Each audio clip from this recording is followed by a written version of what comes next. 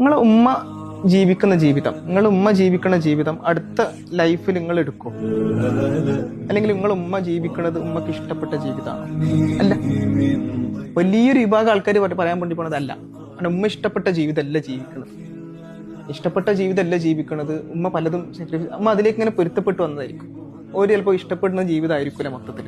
ഒരു ഈ സൊസൈറ്റിക്ക് അനുസരിച്ച് ഇങ്ങനെ നിന്ന് എന്ത് വിചാരിക്കും, അങ്ങനെ കുറേ ആൾക്കാർ അങ്ങനെ തന്നെ പോണത്. അപ്പം അടുത്ത ജന്മത്തിലെങ്കിലും എനിക്ക് എൻ്റെ ഉമ്മയായിട്ട് ജനിച്ചാൽ മതി, എനിക്ക് ഇതേ ഉമ്മന്റെ മോനായിട്ട് ജനിച്ചാൽ മതി നമ്മൾ പറയലുണ്ട്. എനിക്ക് എൻ്റെ ഉമ്മയായിട്ട് ജനിച്ചാൽ മതി എന്നാരും പറയലില്ലല്ലോ, അല്ലെങ്കിൽ വാപ്പായിട്ട് ജനിച്ചാൽ. കാരണം എന്താ വെച്ച് കഴിഞ്ഞാൽ അതിൽ ഓരോ സ്ട്രഗിൾ ഉണ്ട്. നമ്മൾ അപ്പൊ അത് നമുക്ക് അങ്ങനെ ആവാനൊന്നും പറ്റില്ല. അപ്പൊ അങ്ങനെയുള്ളൊരു മനുഷ്യന്മാർ, അതായത് ഓരോ ജീവിതം തന്നെ ചിലപ്പം അവര് വിചാരിച്ച രൂപത്തിലല്ല പോണത്. അങ്ങനെ കുറെ പ്രശ്നങ്ങളിലൂടെ പോണ ഒരാള് നമ്മളോട് കുറച്ചൊക്കെ പ്രശ്നങ്ങളൊക്കെ ഉണ്ടാക്കി വരും, അല്ലേ?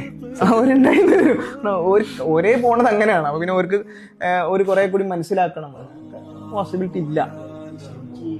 ഇപ്പൊ സാറ് പറഞ്ഞ കാര്യം, പാരന്റിങ്ങിലേക്ക് വരുന്ന സമയത്ത് ശരിക്കും കുറച്ചൊരു